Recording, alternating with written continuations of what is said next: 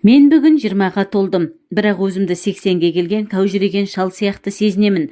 Осы 20 жыл өмірімде көп нәрсені бастан өткеріппін. Жақсысы да жаманы да болды. Қазір ойлап қарасам, соның бәрі қорқынышты түс сияқты. Көз алдымнан ақырын жылжып өтіп жатыр. Ойлап қарасам, өткен өмірімді екі кезеңге бөлуге болатын сияқты. Біреуі уайым қайғысыз балалық шағымда, екіншісі тылсым қасиеттің пайда болуымен келген дерт. Бұл ауру маған алғаш рет 13 жасымда білінген еді. Ол кезде 7-ші сыныпқа барып жүрген кезім. Ұмытпасам, қыстың басы ғой деймін. Қорқынышты кез. Таң алдында дәрет қысып оянып кеттім. Қараңғыдан сұмдық қорқатымын. Бірақ қуығыма толған дәрет қорқынышымды ұмыттырып, еріксіз сыртқа айдап шығарды. Дәліздің светін жағып, тысқа шықтым. Қора ішіндегі әжетханаға баруға жүрегім дауаламай, аулада дәрет сындырдым. Қараңғы түнде әлдекім шыға келіп, бас салардай, бойымда белгісіз қорқыныш билеп барады. Дәрет алып бола сала үйге қарай жүгірдім. Дәлізге кіргенде ғана жүрегім орнына түсіп, қорқынышым ептеп басылғандай болды. Содан төсегіме келіп жаттым. Екінші кереуетте жатқан інім ұйқы құшағында. Дегенмен бірден ұйықтап кете алмадым. Әр нәрсені ойлап жатып бір кезде көзім ілінген екен деймін. Кенет баяу қалқып жоғары көтеріле бердім. Содан ақырын қалқыған күйі жерге түстім. Бұның өзі баяулап көрсететін кинолентаға ұқсайтын сияқты. Табаны беденге тиген кезде тізелерім салмағымнан бөгіліп, отырып барып қайта тұрдым. Бөлменің іші ұзын жіңішке вагонға ұқсайды. Сүттей ұйыған жарық. Кенет төсегімде жатқан өзіме көзім түсті. Көрпем ашылып, басым бір жағына қарай қисайып қалыпты. Сол жағыма қарасам, басын көрпеге тыққан інім тып-тыныш пысылдап ұйықтап жатыр. Өңім бе түсім бе біле алмай аң-таңмын. Содан ұйықтап жатқан өзіме жақындап, өңіліп қарадым. Бет-бейнем тіпті ақырын алған тынысыма дейін ап-анық естіліп тұрып, шошынайын дедім. Мынау жатқан кім деймін өзіме өзім. Ақылымнан алжасқан шығармын.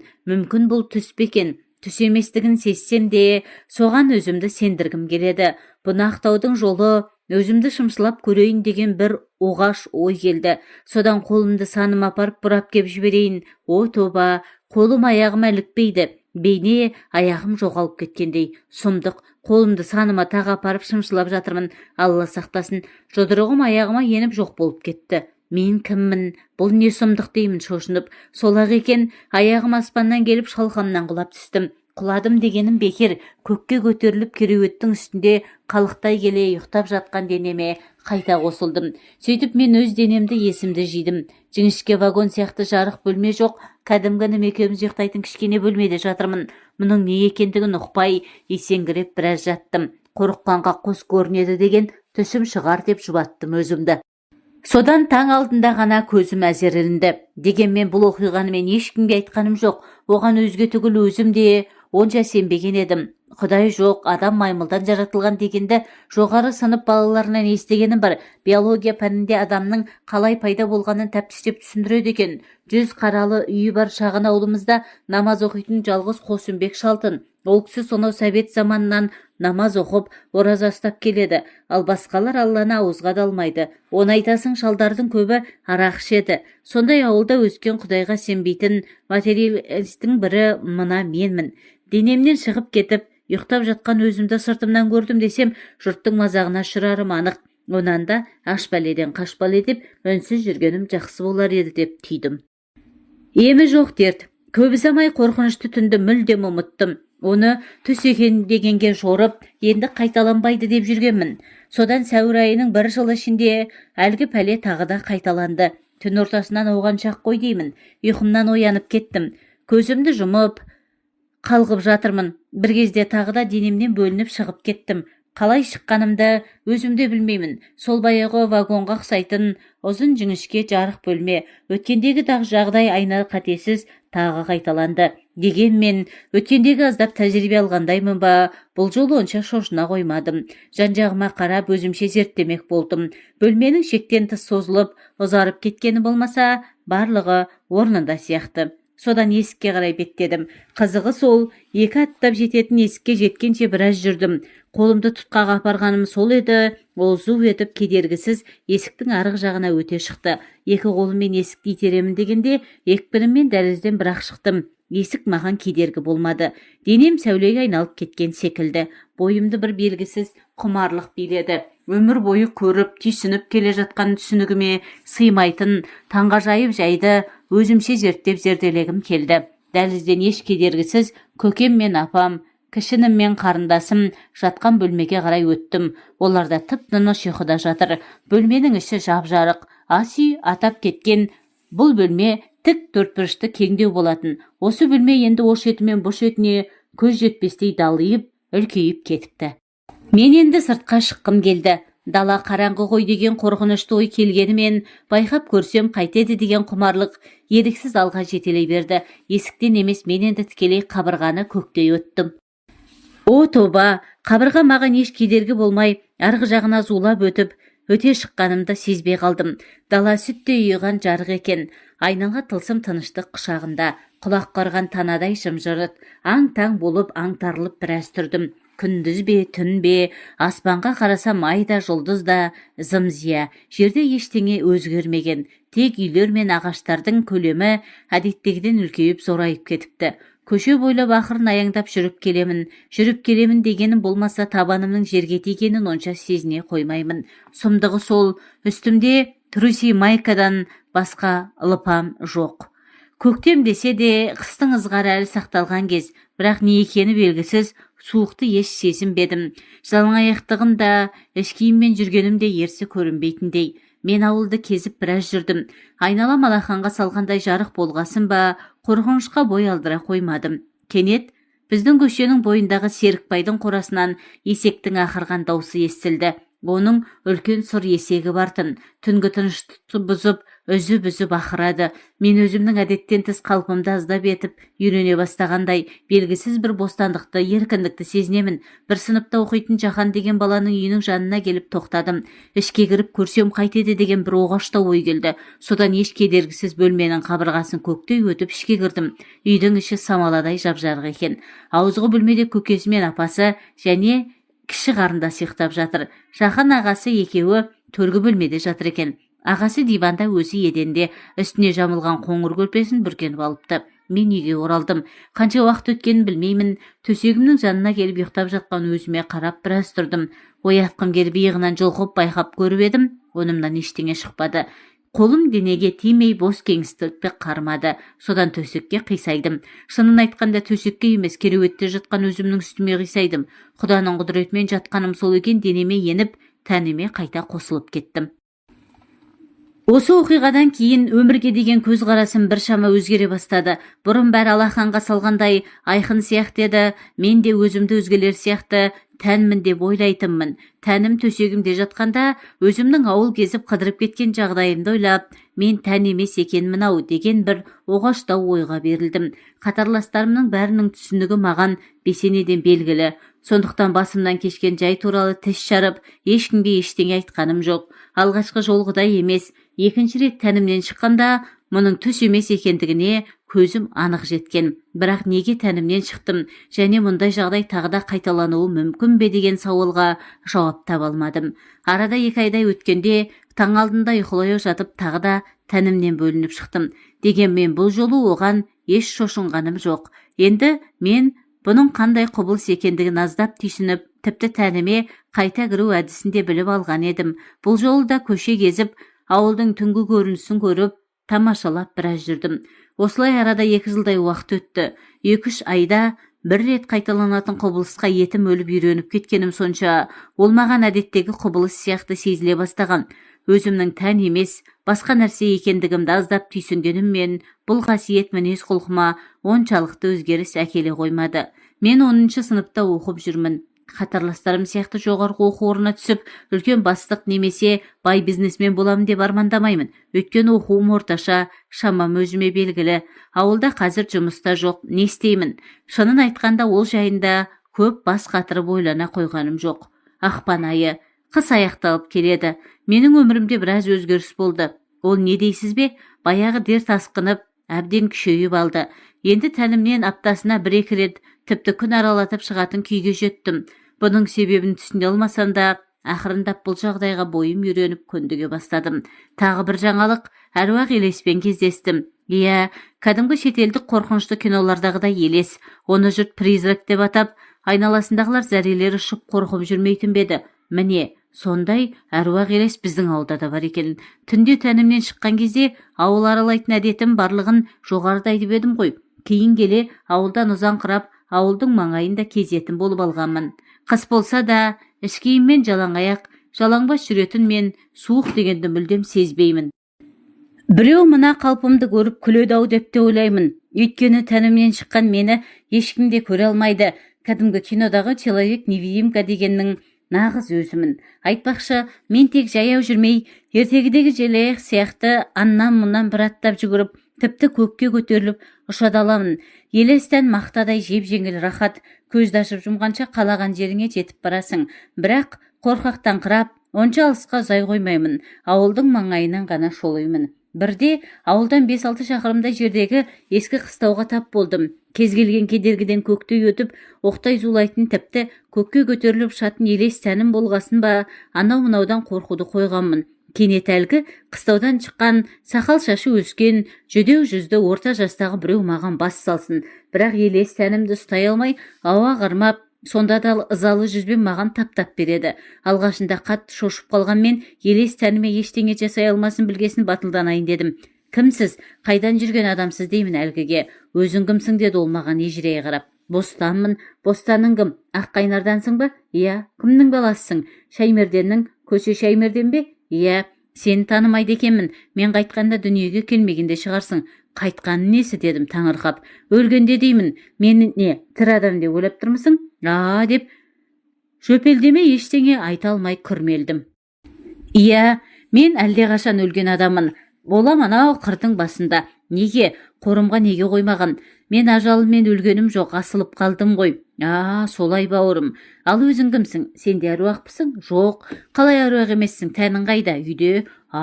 Енді самарқау кезегі оған келгендей маған таңырқай қарады. Не айтып тұрсың? Сенің әруақ екенің көрініп тұр ғой. Жоқ, мен әруақ емеспін. Тәнім үйде ұйықтап жатыр. Өзім осындамын. Кенет ол маған тесірейе қарап, кіндігімнің астындағы жіңішке ақ жолаққа көзі түсті. Мен бұрын байқамаған екенмін. Кіндігімнің астында жіңішке машина жіптің жуандай ақ жолақ бар екен. Мені сол жарық жіп тәніммен байланыстырып тұратын секілді. Иә, сен шынында тәніңмен байланысқан сияқтысың. Қызық екен. Мұндайды бірінші рет көріп тұрмын деді ол, өз-өзімен сөйлескендей күбірлеп. Тәніңнен қалай шығасың деді сосын таңырқап. Мен басымнан кешкен жайды түгел баяндап бердім. Ол таң қалып басын шайқады. Қызық нәрсе екен. Мен осы өмірде талай сойқан жағдайларды көрдім. Бірақ мен дәл мынандай оқиғаны естіген де көрген де емеспін. Сіз мұндай күйге қалай тап болдыңыз дедім бір кезде. Бәрі жастықтың желігі ғой. Бір қызға ғашық болдым. Ол маған қарамай басқа жігітке шықты. Соған ерегісі басылып қалдым. Өзіне қол салған деп мені сол кездегі ауылдағы ақсақалдар қырдың басына апарып жеке қойғызды. Содан осындай әруаққа айналдым. Алғашында ауылды кезіп, жұрттың арасында болдым. Бірақ кейін келе адамдардан жеріндім. Қазір мынау қыстауды мекен етемін. Оның есімі Есперген екен. Серік табылып қауқылдасып, екеуміз арқа-жарқа болып қуанысып қалдық. Менің кіндігімнің астындағы ақ жолақ сым тәнімен байланысып тұрса керек. Ал Еспергенде ондай жолақ жоқ, яғни нағыз әруаққа айналған. Қорымға жерленген адамдардың әруағы бола ма екен деймін мен. Жоқ, оларды жерлегенде молда Құран оқиды. Содан ба, қорымда жерленгендер мен сияқты дала кезбейді, молаларында жатады. Осы күннен кейін мен күнде Еспергенге барып, екеуміз таң атқанша әңгіме-дүкен құрып жүрдік. Мен туғаннан 2 жыл бұрын 1982 жылы дүниеден өткен Есперген содан бергі жылдарда әруақ болып ауылды кезіпті. Көрмегені білмегені жоқ. Айтып отырса таусылмайтын жыр екен. Жүр кеттік, мен саған бір қызық көрсетейін деді бірде Есперген. Содан екеуміз самғай ұшып ауылға жеттік. Ауылдың арғы жақ шетінде Боқан деген шал тұратын. Жалғыз ұлы сотталып, келіні мен кішкентай немересімен бірге тұрып жатқан. Үйдің қабырғасы елес әруаққа кедергі болып па. Екеуміз қабырғаны көктей өтіп үйге ендік. Пеш жағылатын ас бөлмеде кішкентай баласымен келіншек жатыр. Шал төргі бөлмеде еденге салынған төсекте ұйқы құшағында. Мұнда неге келгенімізді білмей аң-таңмын. Шынын айтқанда, біраз үйлерге өзімде кіріп көріп жүрмін. Таңғалатын ештеңе жоқ. Ұйықтап жатқан адамдарға қарағанда қызық болып па. Мұнда не бар деймін Еспергенге қарап. Тыс деп ол ерніне саусағын апарып даусыңды шығарма дегендей. Ау, бізді болсын болмасын ешкім де естімейді. Тіпті бар даусыңмен айғайласаң да деп ешкімнің құлағына кірмейді ғой дедім мен таңырқап. Жә, дәңгірлеме деді ол. Кішкене күт, сосын көресің қызықты. Біз 1 сағаттай отырдық ау деймін. Шынын айтқанда, елес тәнмен жүргенде уақыттың қалай өткен онша сезіле қоймайды. Бір кезде төргі бөлмеде жатқан шал оянып, қақырынып түкірініп далаға шықты. Әжетханаға бармай есік алдында дәрет алған ол бөлмесіне емес келіні жатқан ас үйге кірді. Ол ұйқы құшағында жатқан келінін иығынан тартып жұлқынып жатыр. Оянған келін басын көтеріп, үн-түнсіз шалдың соңынан ерді. Екеуі төргі бөлмеге кіріп төсекке қисайды. Шалай шай жоқ бірден келіннің үстіне қона кетіп сәлден соң құнжаңдап еркектік шаруасына кірісті. Болат деген сыныптас баланың үйіндегі видеодан көргендерім болмаса, ер адам мен әйелдің төсек жақындығын өмір көрмеген басым аузым ашылып аңырайып қарап қалыппын.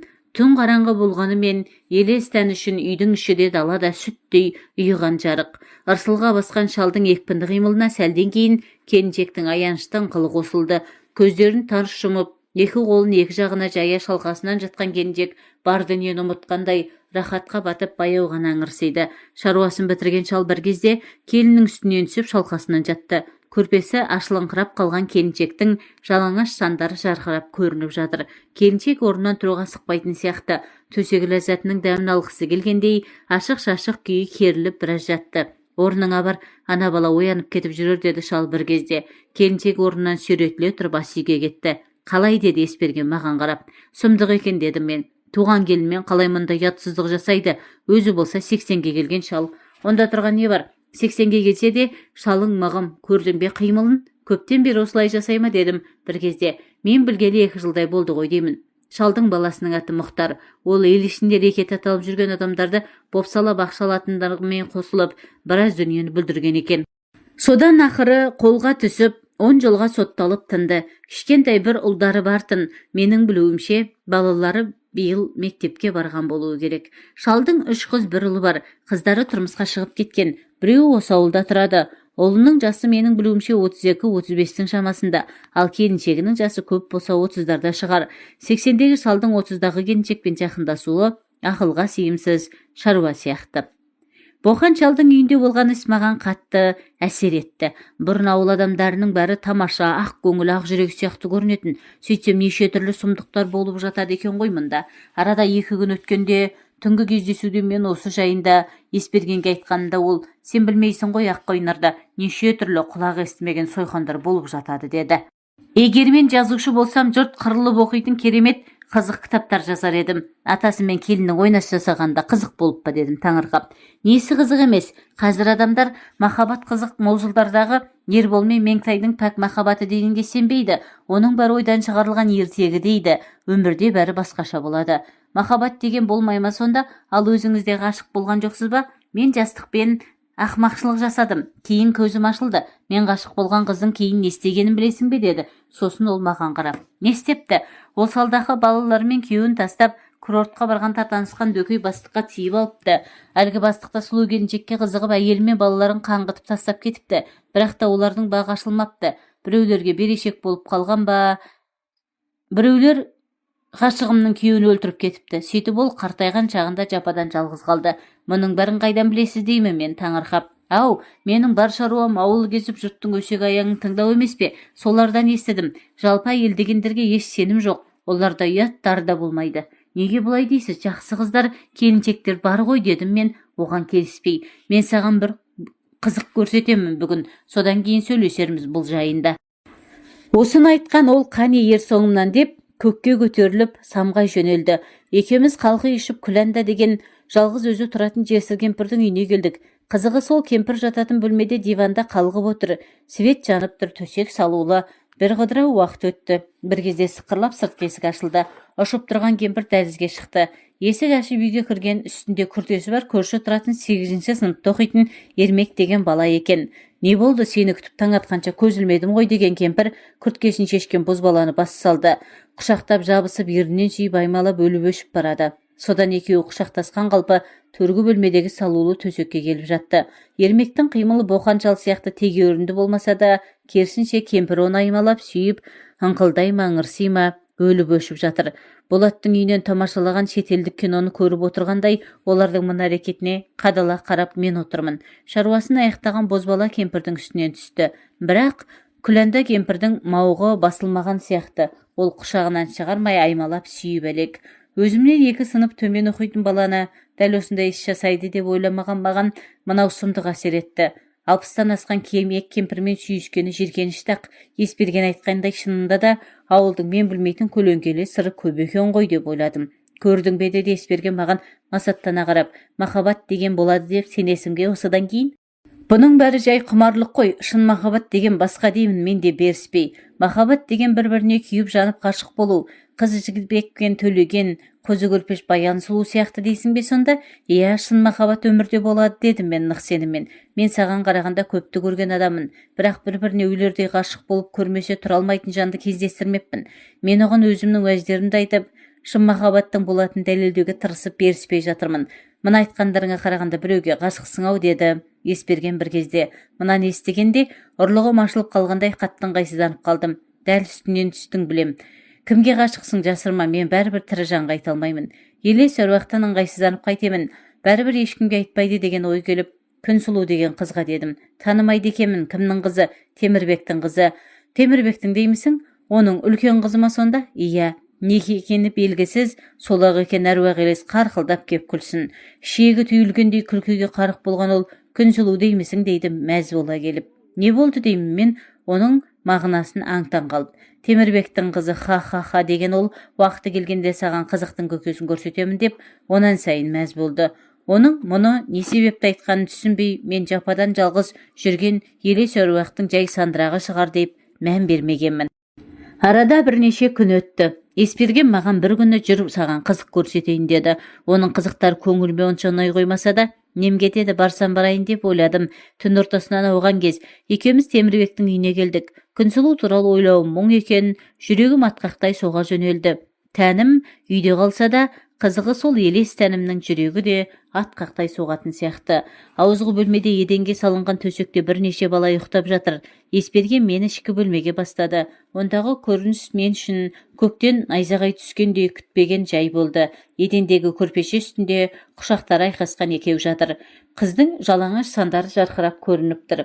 Бетін еркектің омырауына тығып алған оның кім екенін алғашында біле алмасам да, бір сұмдықтың боларын сезгендей сабырсыз күйге түстім.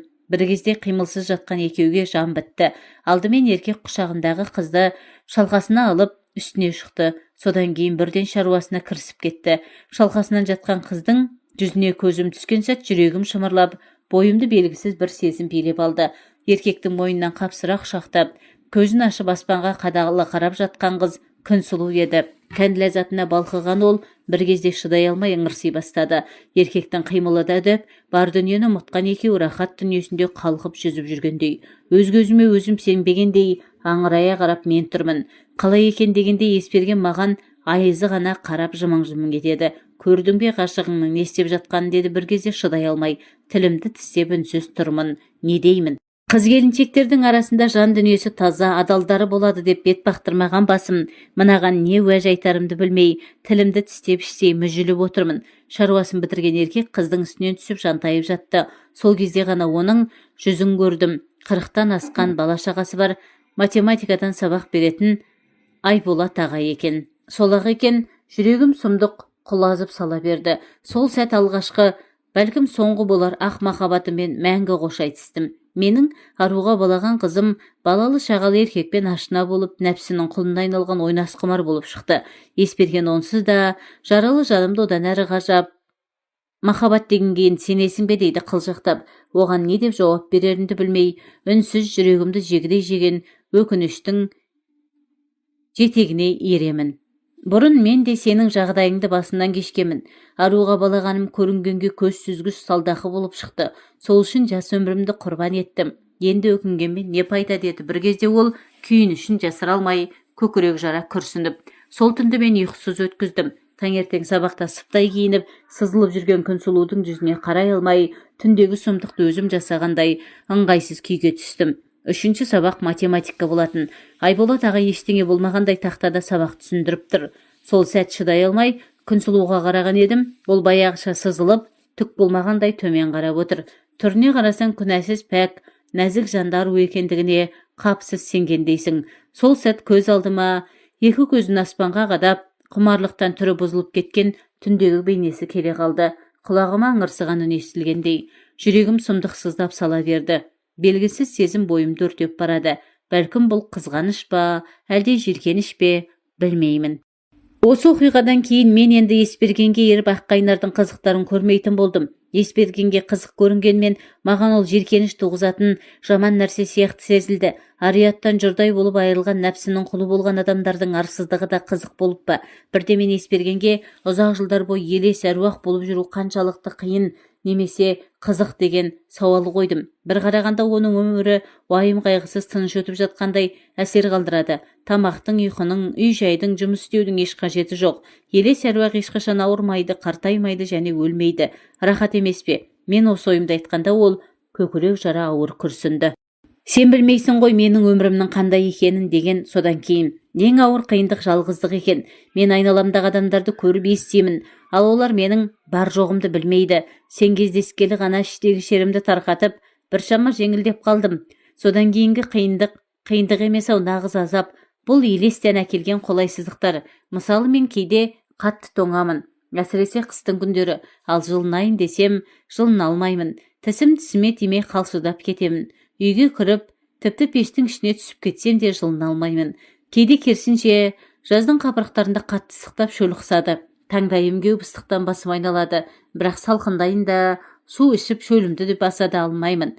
Құдықтың ішіндегі суға түсіп те көрдім. Бірақ онан еш қайран болмады. Кейде қарның ашып, ішің шұрқырайды келіп, тамақ ішкің келсе, іше алмайсың. Жұрттың үйіне барып дастарханға қойған тамақтарына қолымды созып жегім келеді. Бірақ елес тәннің қолына ештеңе ілікпейді. Жасыратын не бар? Ауыл адамдарының түрлі әрекеттерін көріп, кейде нәпсінің жетегін еріп, қыз-келіншектермен жақындасқың келеді. Бірақ онан не пайда? Елес тәнде нәпсіні қанағаттандырар еш мүмкіндік жоқ. Шынымды айтсам, өлгеннен кейінгі өмірім осындай азаппен өтіп келеді. Кейде жанымды қоярға жер таппай қатты қиналамын. Сондайда молаларында тыныш жатқан өліктерге өлердей қызығамын. Неге өзіме қол салдым, неге ақымақшылық жасадым деп өзегім өкінішке толады. Сен ешқашанда мұндай қадамға барма деді. Содан кейін маған қарап, ғашық-машық дегенің қандай болатынын көрдің ғой. Салдақы қыздарға ренжіп, соған бола өміріңді қию нағыз ақымақтық. Бірақ моладағы адамдардың не істеп жатқанын сен білмейсің ғой деймін мен. Бәлкім олар да азап тартып жатқан шығар. Мүмкін. Бірақ олар әйтеуір молаларында шыға алмайды. Ешкімге зияны жоқ. Тірі адамдардың өздері туралы не айтып жатқанын ауылдастарының арасындағы естір құлаққа ерсі арсыздықтарды олар енді білмейді және көрмейді. Мен Есбергенді сол сәт қатты аяп кеттім. Елес әруақ болып жападан жалғыз жүру оңай деймісің? Бәлкім мұның бір соңы болатын шығар. Осы ойымды айтқанымда ол білмеймін.